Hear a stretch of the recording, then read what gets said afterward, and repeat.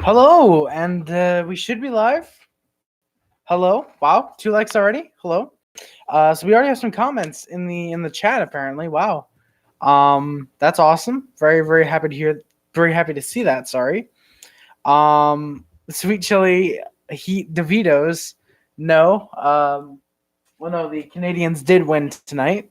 Hello to everyone in the chat, by the way. Hopefully, you guys are enjoying the stream so far. My apologies for being a few minutes late. I was supposed to go live about 10-15 minutes ago, but I had to do the board. I had to get the tags ready, and yeah. So Morgan Burton going live, Harry? Yes, I'm live now, obviously. Captain Canada, you live, Harry? Hey, Captain Canada, how's it going, brother? How's it going? Um, so yeah, the Canadians beat the Calgary Flames tonight. It was an incredible game. If you guys watched it, you'll know how interesting and how fun this game really was. Very tense at some moments, of course. We will get into it. All right, posted the link in the Discord, and we should be good to go now. So of course I'm going to get my notes ready, and of course I will also get the board ready. If you guys are new here, I'm back on your channel. Sorry for my absence for a while. Didn't have internet. Hey, Captain Canada, perfectly fine, brother. Glad you're back now, though. As long as you got internet, you'll be my friend. Because if you don't have internet, there's no way for us to talk. So of course, as always, if you're new here, I hold the board up to the screen. I talk about the stats of the team, and then I go over the recap for the game.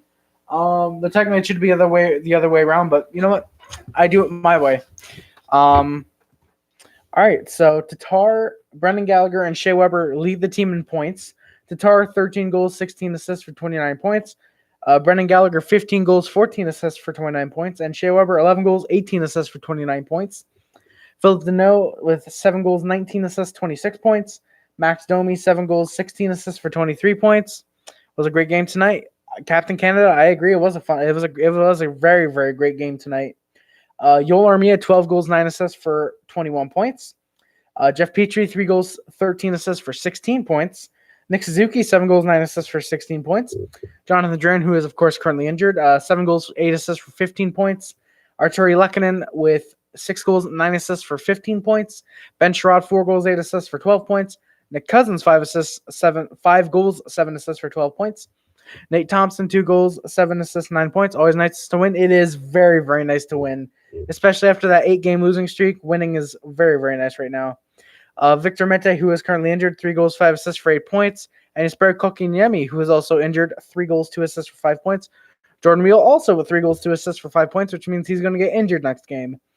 Paul Byron, 1 goal, 3 assists for 4 points. He's sadly still injured. Good news, though, Byron and Kotkaniemi, or Mete and Kotkaniemi, were apparently in no contact jerseys, so that means they should be returning in the next week or so, hopefully. Well, not next week, because actually we don't have any games for a week, so hopefully in 2 weeks or so, they should be back. Mike Riley with 4 assists, Brent Kulak 2 assists, Cale Fleury 1 goal, Charles Hudon and Christian Fulham with 1 assist, and Matthew Pekka, Ryan Palin, Gustav Olofsson, Otto Leskinen, and Riley Barber with 0 points. Current record is now 17, 12, and 6 for 40 points, which means we are second in the Atlantic, so we'd have homestand advantage over the Buffalo Sabres. And 7th overall in the Eastern Conference, which I believe we would be taking on the Boston Bruins now, actually, I think. Either the Bruins or the Islanders. I'm pretty sure the Bruins, because the Islanders suck. Last game was this one, obviously, the Canadiens 4-3 over the Flames. Power play is now 18 for 98. A penalty kill is now 80 for 106. Home record is now 8-8-3, and our away record is now 9-4-3. So we have a pretty good away record. So yeah, there's that, and now of course we'll get into the stats of the game. I'm going to be honest, I actually didn't follow a whole ton of it at first. In the first 5-10 minutes or so, I was more so talking with a friend, and once they left to go to bed and whatnot, I came to the game. Not came to the game. I watched the majority of the game. Before the game, it was a 1989 Stanley Cup Finals rematch with the Flames wearing their retro jerseys, and the Habs were going to be wearing red. They wore their home jerseys tonight, which is pretty cool. Kind of ironic considering I'm wearing the white jersey and it was a win. The lineups were Tatar, Deneau, Gallagher, Lehkonen, Domi, Armia, Cousins, Suzuki, Wheel, Paling, Thompson, Barber, Sherratt, Weber, Kulak Petrie, and Riley Fleury, and Price, of course, was in net.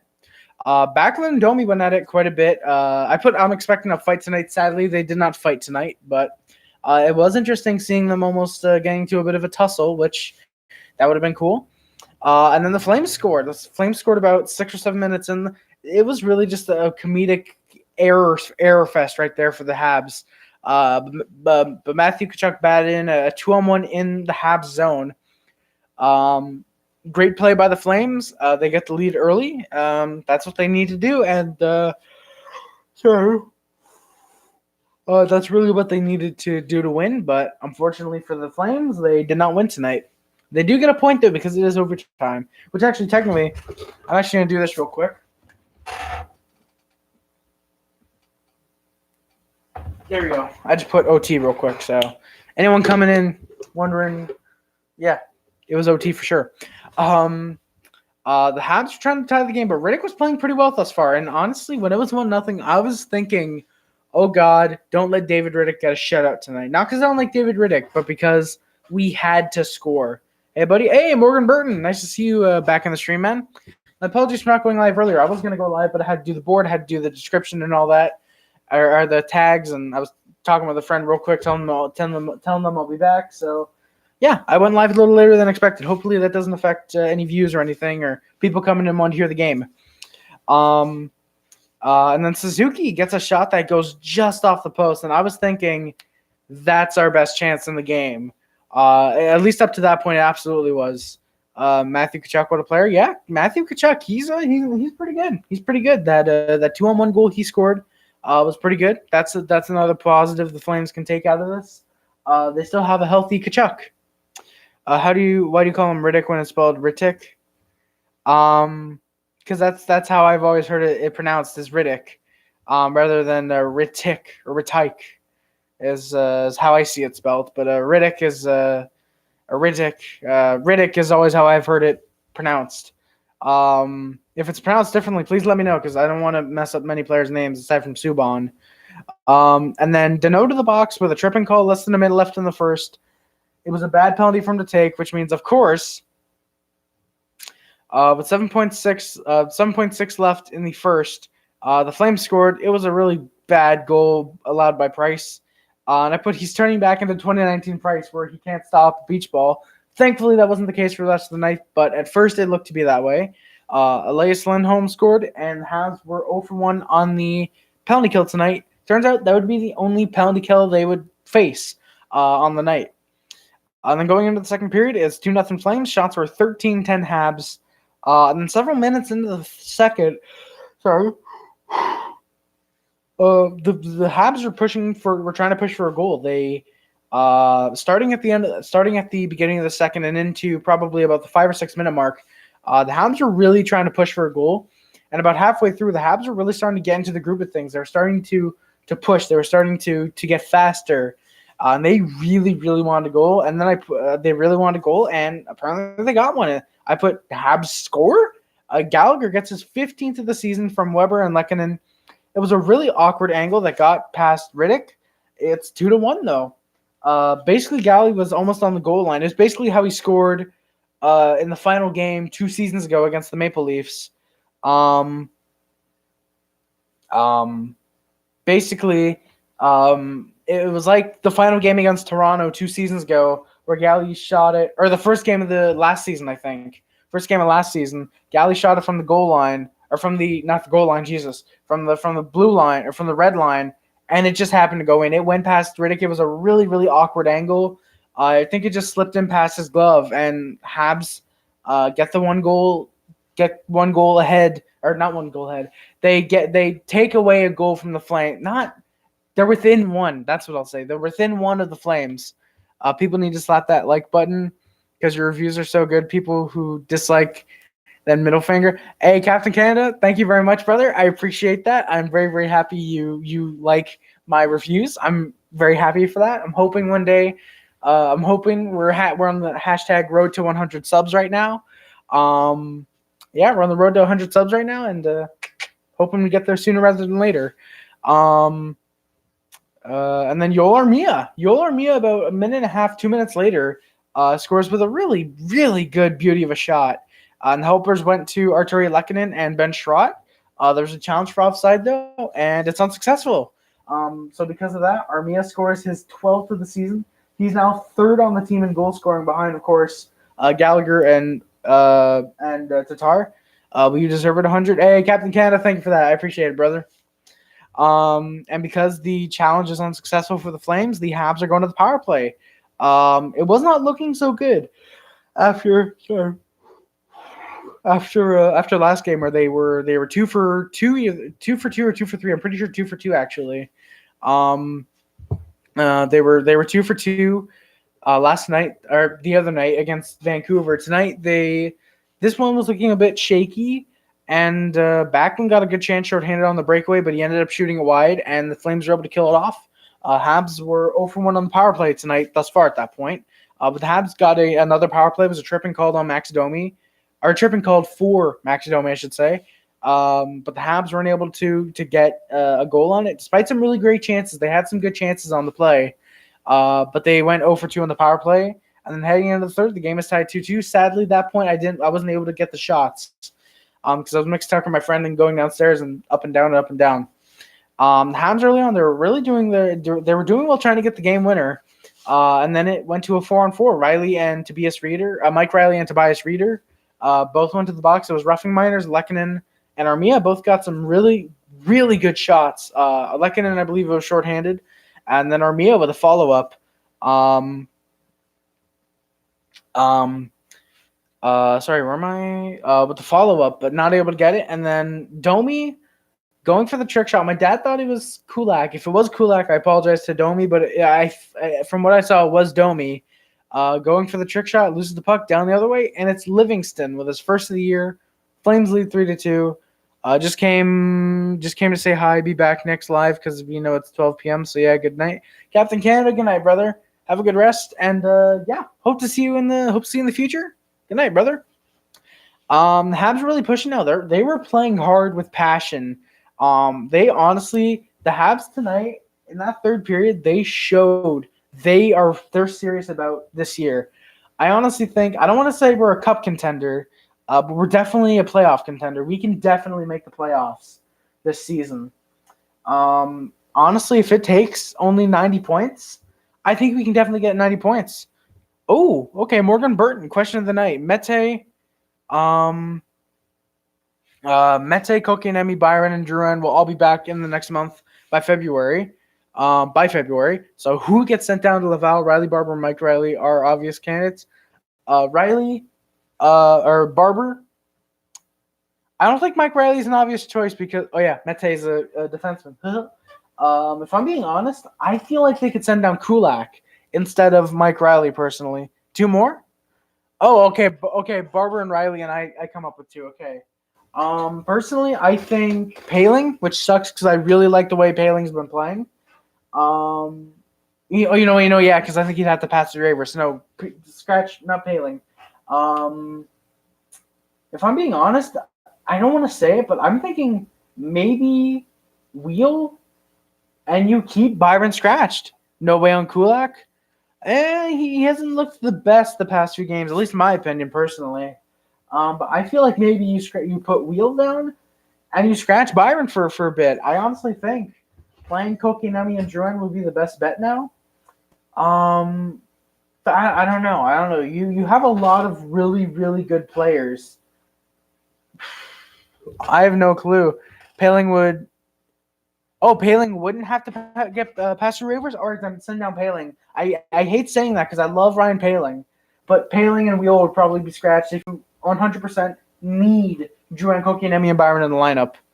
Can't scratch these. Oh yeah, true. You can't scratch Byron. I just remembered he's the A. He's one of the A's. So actually, yeah, you have to play Byron. So Wheel and Paling are my candidates.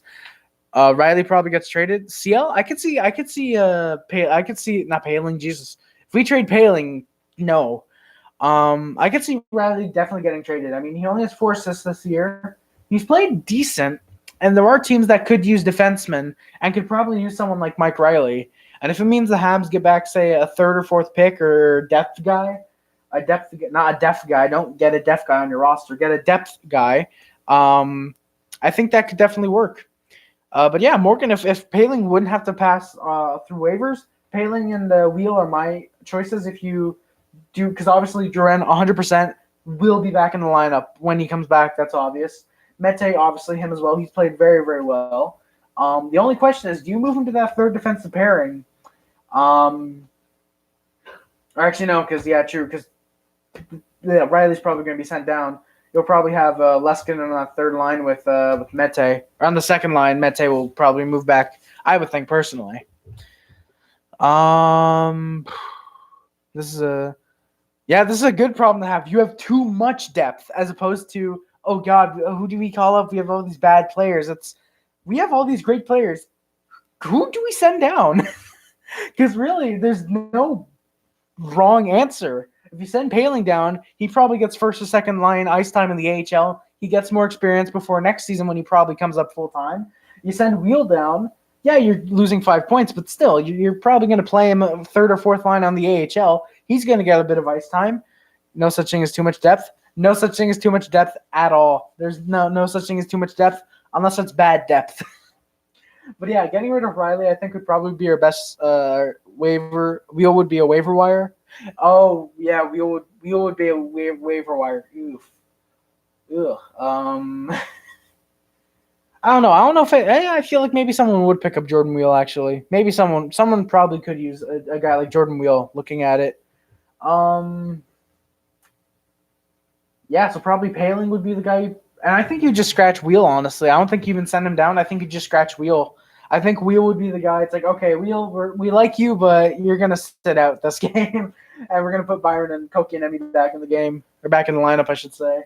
Because looking at it, Byron is a left winger. So that means Paling Thompson would also be a waiver. You do not send Thompson down. Thompson is too good right now. 9 points in 35 games. Yeah, it doesn't seem like much, but for a 35-year-old, the way he's playing, he's doing pretty good, and I think someone would absolutely jump at the chance to claim Nate Thompson, which sucks because if we could send him down easily, I would do that because as much as I love Thompson, AHL time would be probably best for him with how much young depth I don't love. Really, why don't you love Thompson? Morgan, why don't you love Thompson? I love Thompson. While you explain that, I'm gonna get back to the game real quick. Suzuki. Funny enough, we were right here. Suzuki, the rookie, his 7th of the year. Too old and slow. I don't think he's too old and slow. Did you see the play he had? I think it was against Philly. That amazing toe drag, and then he got the game winner in the next game against, I want to say it was the Islanders. Mwah. He's beauty. He's a beauty right now. Love Nate Thompson. But Suzuki gets his 7th of the year. It's with the assist going to Cousins on the guy I was just talking about to wave, Jordan Wheel. That was a one-off. I don't know. I've liked Thompson. I've liked Thompson this season. I think he just needs a little bit of time to not grow because he's 35, but I think he just needs a little bit more motivation. And it's like, you know what, dude? You can hit 20 points this year. Because I think Thompson really could. I think he could definitely hit 20 points this season. Because looking at it, where else would he be getting 9 points this early in the year? Halfway through the season, where else would Nate Thompson have 9 points? Why is Price always out of the net? I don't know. Honestly, I don't like it. That's probably why he allows a lot of the goals he does allow, especially this year, playing the puck. When he's playing the puck, that's perfectly fine. But I see him sometimes when the guy, how awesome is Cale Fleury? Too awesome. He only has 1 point, but he is amazing defensively. He's playing great defense. And honestly, I would personally have him up there as a Calder winner if he had the points. And that's the thing I hate is that the NHL, or at least it seems, they only consider point totals. Cale Makar is 100% a runaway for the Calder right now. But if you considered how well they're playing, either offensively or defensively, for whatever position they play, I think Cale Fleury is up there. Cale Fleury is going to be a stud. He's easily top two pairing defenseman. And I think 2 to 3 years once Weber starts to get on the decline a little bit, I think Cale Fleury 100% is going to be that top right defenseman for us. This is an unpopular opinion for me, or are you about to give an unpopular opinion? But yeah, I'm my favorite player on the team. Oh, besides Galley. Drum roll. Joel Armia. I don't blame you, man. Joel Armia is a great choice for your favorite player on the team. Besides, of course, from this beauty. But yeah, Joel Armia, I don't blame you at all for him being your favorite player on the team. He's definitely getting up there. Love me some Joel Armia. Love that he has 12 goals this year. Love that he's going to absolutely demolish his 13 goal season, which is his high somehow. And he's probably going to get 20, I would think. I think Joel Armia is more than likely going to get 20, maybe 25. 30 would be pushing it, but I'd love to see him get 30. Never know.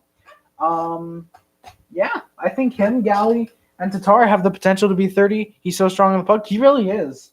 21 points. And honestly, I've loved the way he's played offensively. Yeah, he's hopefully going to get 30. Hoping Armia can get 30. If he can, that'd be awesome. I think him and Galley are obviously the most likely candidates to get 30 goals on the Canadiens right now, despite Tatar having 13 now. I think he's going to be getting way more assists by the end of the season. And, yeah, Galley and Armia probably the most likely candidates to get 30 goals this season. And I think Armia could get 60 points. I think he can put up some more. Hey, Spotlight. NHL shuts down Habs for beating Flames. All Habs fans, right? NHL headquarters, French fry blasters, and ketchup. Spotlight, that sounds about right. Galley's my favorite player. No one works harder. Oh, yeah, Galley gets down and dirty in those spots. He gets right in front of the net when he has to. When he loves playing on the Canadiens. Like, you can tell for the past, not 10 years, I want to say he's played 7 or 8 years. You can tell Galley loves being with the Canadiens. And he's absolutely one of those guys where it's like, I thought he was dead tonight. Really, Galley?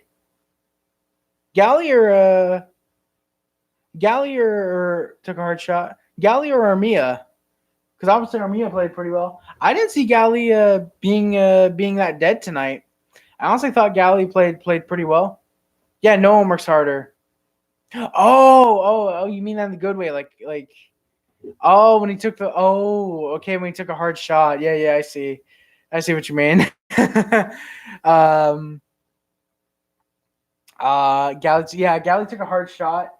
I didn't see that, but oh god, that he was down for a bit. Oh, that's not good. Ew. I know Cousins went down from I think taking a shot, but Galley, if he did take a hard shot, mad respect out to him.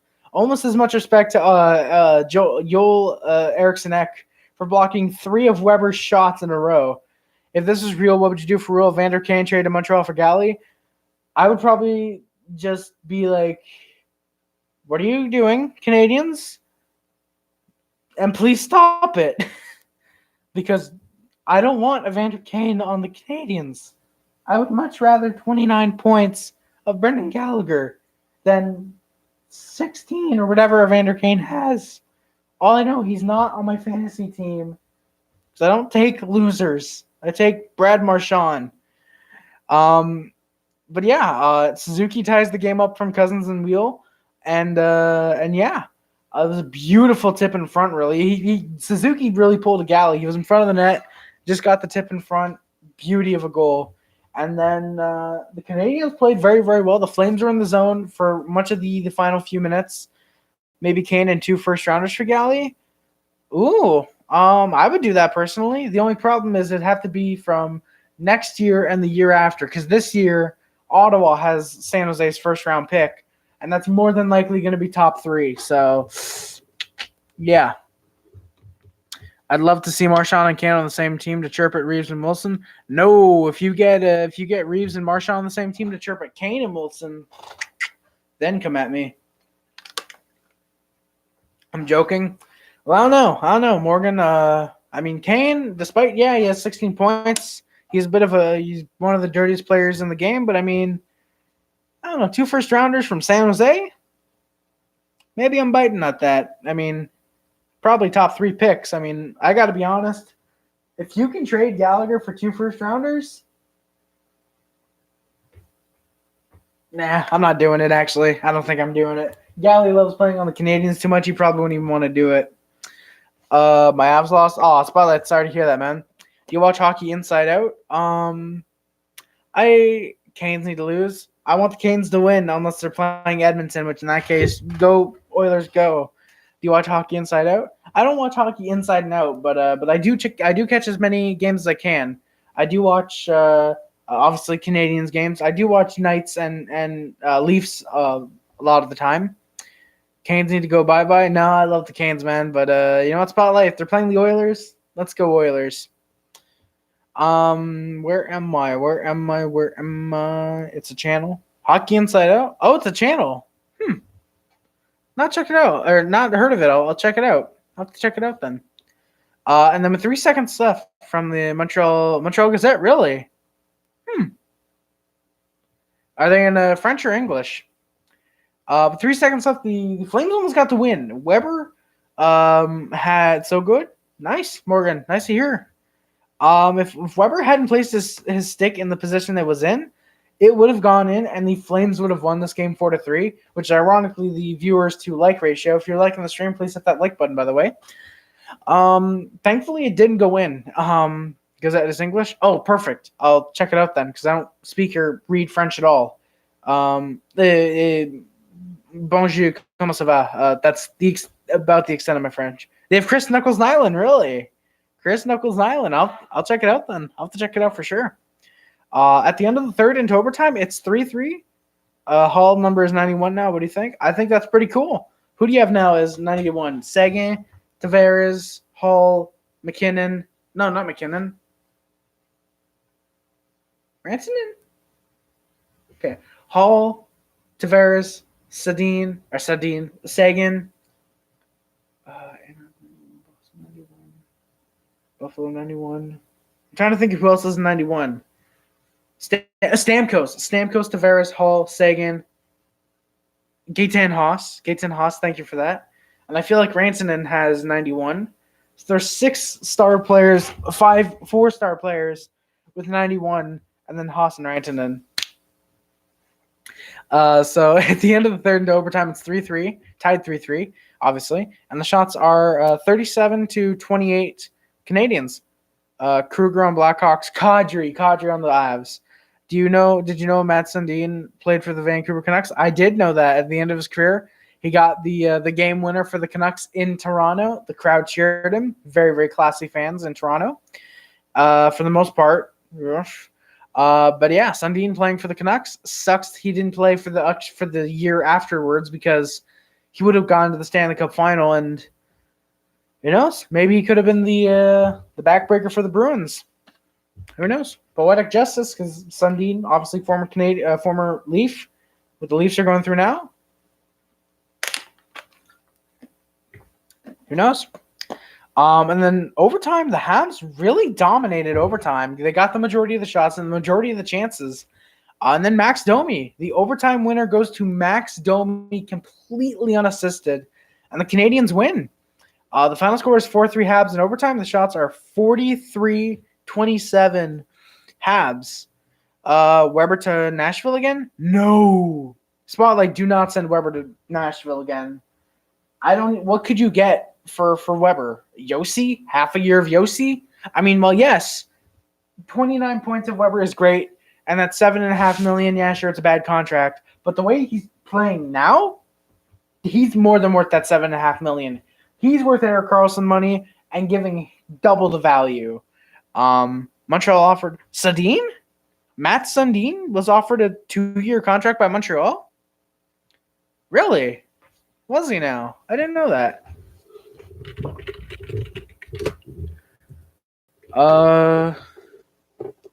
Because it was. That's really interesting.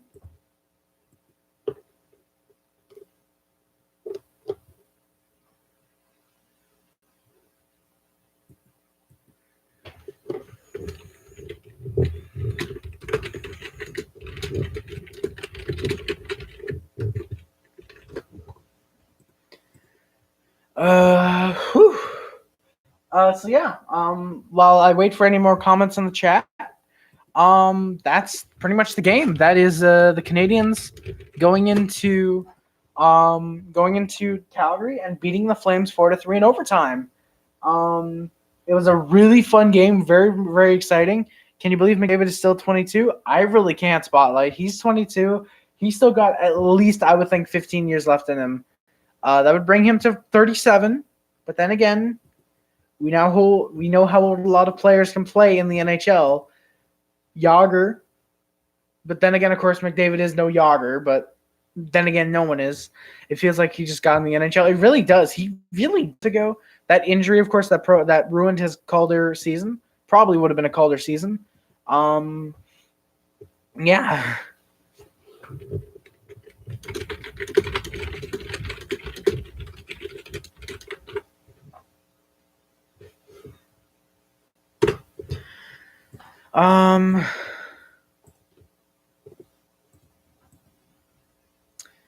But yeah, it does feel like McDavid just got into the NHL. Also, guys, real quick while I'm here, I want to just tell you all, this setup is probably going to be the last or second to last time you guys are going to see the setup like this. The Lafleur picture is going to be gone in the next video, most likely. The Gallagher poster is sadly going to be gone. Sadly. And the clock is more than likely going to be here another video, I think. And the Saku Koivu, which has never been on, I think twice been on stream, will be gone next stream. Because I'm moving. I'm sure you guys know by now, but I'm moving. And it's more than likely going to happen in the next week. And I know I said that it's most likely going to be that I'm going to be here on Christmas in the new house. But tomorrow I'm going to find, or actually no, by the next stream, I'm going to find out 100% if we're celebrating here, if I'm going to be here for the next, for the video, for the Christmas stream, or if I'm going to be at the new house. If it's going to be at the new house, then actually what I'm either going to do is I'm either going to be bringing my full setup here, or what I'm going to do is I'm going to bring my laptop or the family laptop, log into YouTube, bring the webcam, bring my microphone, and stream like that, probably. That's more than likely what I'm going to do if I don't bring the whole setup, which I probably won't. Or more than likely won't. I might actually. I probably will actually. But if I don't, for some reason, webcam and mic, it's going to look sort of like... Actually, I don't know if I'll bring the webcam because the laptop obviously has a webcam, but who knows? But yeah. If I'm not here for Christmas, I'm more than likely really gonna try and stream. I'm gonna do my best to stream on Christmas Day for you guys. Like I said, an hour and a half. I will definitely do my best. Mini game here. If Max Domi has to get traded for any player, who would you trade him for and why? Domi has been a bum lately, despite tonight's OT heroics. I agree, Morgan. He has been a bit of a bum lately. It sucks because I really like Domi. And he does have 23 points. Lately, he has been slouching. But then again, I feel like last year was his breakout season, and he's going back to how he was in Arizona. Not in a bad way, but just in the, all right, I'm going to step off a little bit of the points, and I'm going to be more physical. But Spotlight, if I had to trade him for any player, technically I could just say Sidney Crosby. But I'm going to go realistic here. If I had to trade Max Domi for anyone in the NHL, who would it be? I don't know, honestly. Yeah, I honestly, I really don't know. Domi.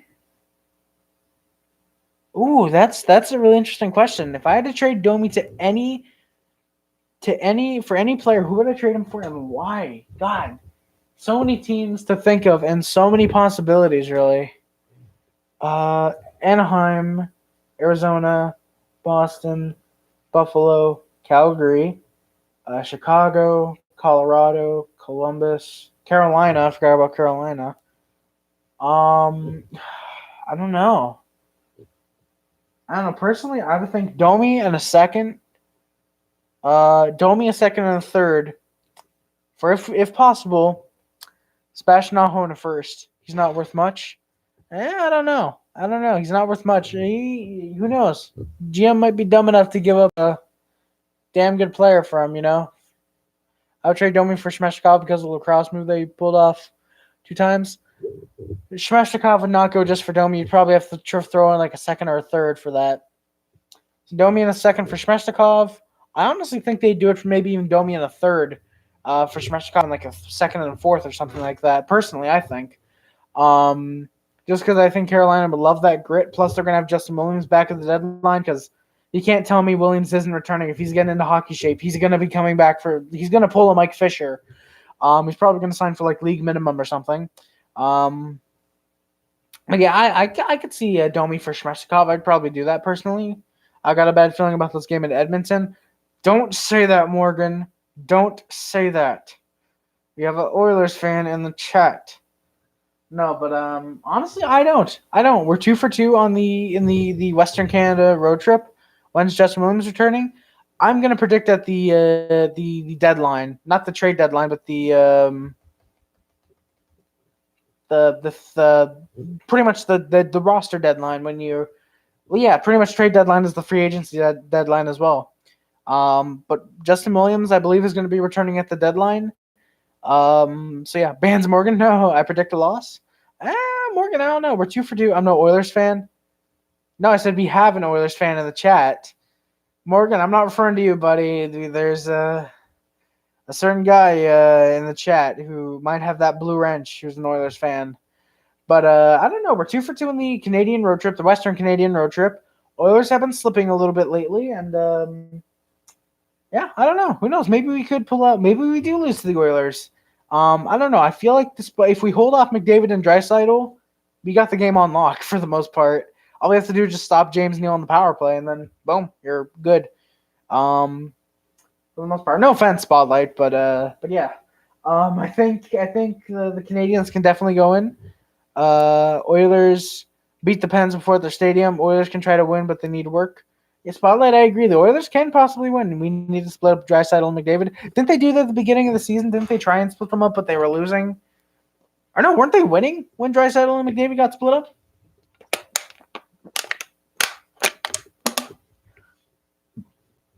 Excuse me.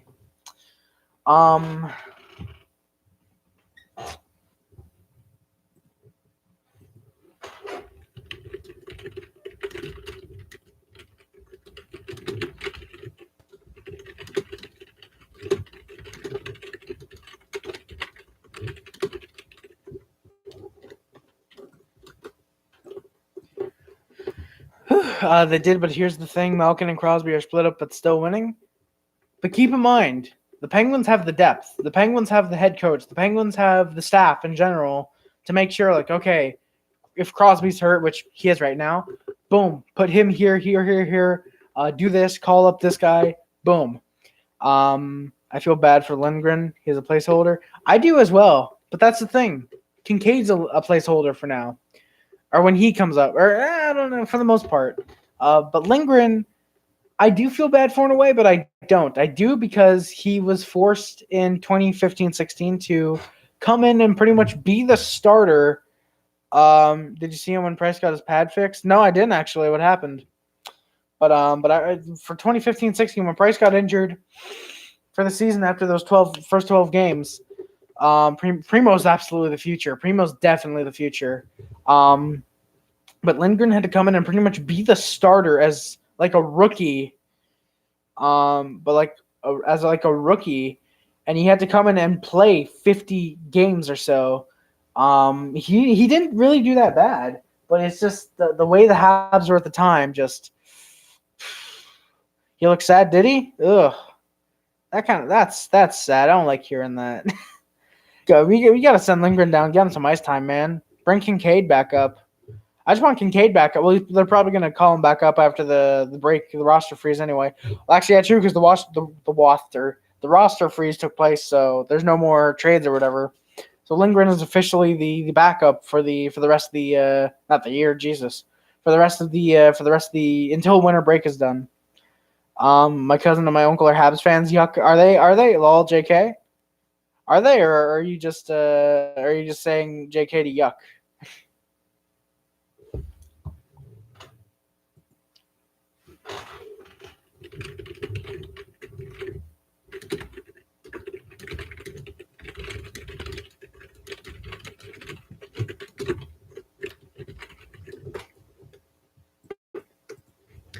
They are. Hey, that's dope. That's dope. Tell them I said hi next time you see them. Oh, thank you, Spotlight. Thank you, Spotlight. But yeah, and I also don't feel bad for Lindgren just because he is in the AHL for the most part. But yeah, honestly, I would love to see Lindgren get another start in the NHL. It's just that past season or two, he's not been that great, sadly, when we have called him up. I mean, yes, we have had Niemi as the backup for the most part, but for the last two seasons. But I mean, I would love to see Lundgren get a start this season, and that would be four goaltenders we've used because we used Price, Kincaid, and Primo. Now we just need to use Lindgren, and if you want to call it McNevin and use him for the hell of it, we can go for that. Whew. But yeah. Um,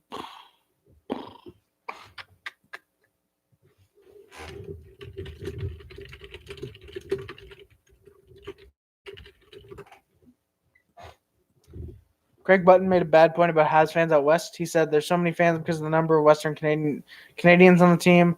The truth is Montreal is Canada's team.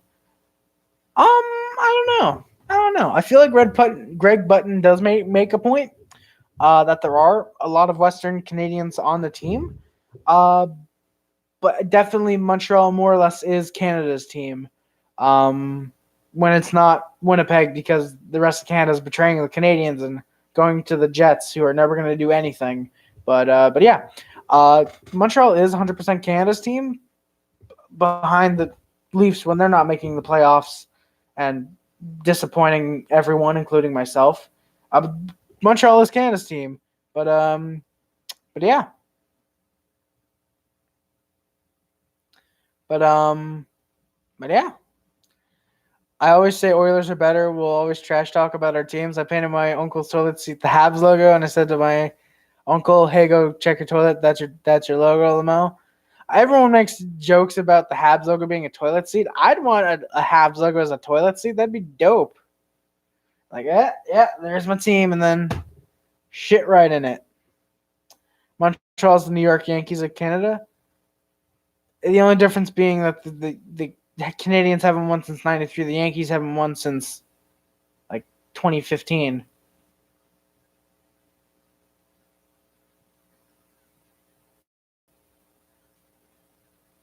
Anyways, yeah. Uh,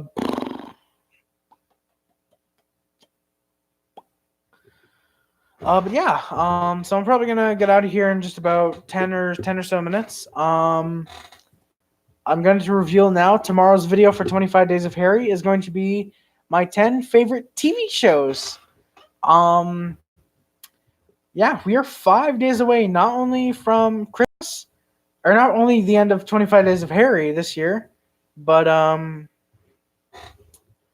also the end of the year for Christmas, pretty much. Christmas is right around the corner. 5 days away. 5 days away from the big day. Shannon, I'm not gonna say his last name just in case that's your uncle's name. When he sees Habs win, let's go champ. Hell yeah, baby. Hell yeah. That's dope. But yeah. And I'm warning you guys, when did you decide to launch a YT blog, Harry? Technically it was with my old channel actually, which sadly you guys can't find anymore because it's been deleted because YouTube banned my channel and whatnot. But I decided back then, I was like, you know what? Let's make YouTube videos. Let's make random video game, movie, wrestling, whatever videos I want. And I did that. Never really found a consistent audience. Well, that's a lie. I had 450 subs on the old channel until YouTube took it down. But I pretty much did it then. And then last year, I think it was like November 10th or something. I was like, there's 25 days of Christmas. I should do like 25 Days of Harry or something when I upload a video or whatever. And then it like within the next week or so, I had been like, let's try this. Let's try and upload a video every day from December 1st to the 25th and see how it goes. And literally what I had done, and thankfully I wasn't crazy enough to do it this year, I recorded, rendered, posted each video every day within like 10 hours. So I would record day one's video, render it, and post it on day one. Day 2, same thing. Day 3, same thing. Day 4, same thing. Day 5, 6, 7, all the way to the 25th, same exact thing. All the way until the 25th day of December. And then I was like, when I actually did it, and I'm about to be, because I'm about to do it again, hopefully. Tomorrow's going to be a big recording day for me for the most part, because if I look at it, I have 3 videos to record tomorrow, and then I have 1 video to record on the 23rd, most likely, if it's even happening, because I might have to come up with a quick video. But yeah, I gotta go to bed. Have a great night. Merry Christmas to all. Let's go Oilers and Habs. Spotlight, thank you. Merry Christmas to you as well, brother. Hopefully you're here for the future streams. Hopefully you're here for the Oilers and Habs stream, and hopefully you're here for the Christmas Day stream. Merry Christmas, brother, and good night. Have a good rest. But yeah, Morgan, hopefully that answered your question. If not, please let me know.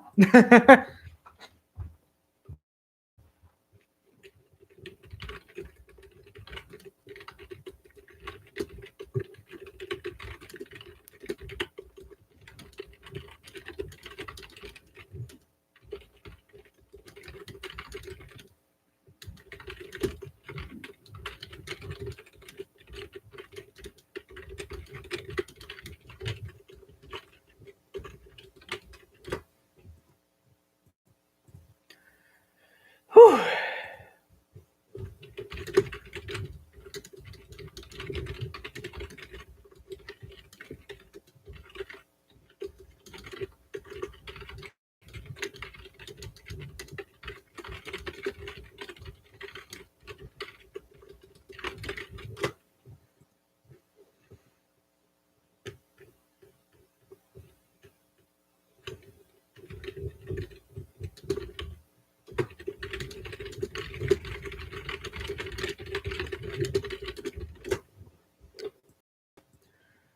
So yeah, guys, I'm actually probably gonna get out of here now, just because it's kind of 1 a.m. and yeah, I've probably should have gotten out of here about 10 minutes ago, had I started the stream 10 minutes earlier. So it's actually good I'm doing this now, because it should be about 50 minutes when I finish the outro. So yeah, guys, that's gonna do it. Thank you guys so much for watching. Don't forget to like, comment, subscribe, favorite, share this too. YouTube, Facebook, Twitter, Instagram, Tumblr, and everything else. My name is Harry. Subscribe to Puff Club, subscribe to the HD Club, subscribe to join the Sub Hub if you are a moderator in the chat like Spotlight Hockey is. You are a member of the Mod Squad. Links in the description are my Twitter and my Twitch. My Twitter is more of a hockey Twitter. Lately, I've been using it a little bit for politics. Most of the time, it's still for Twitter. It's still for hockey, though.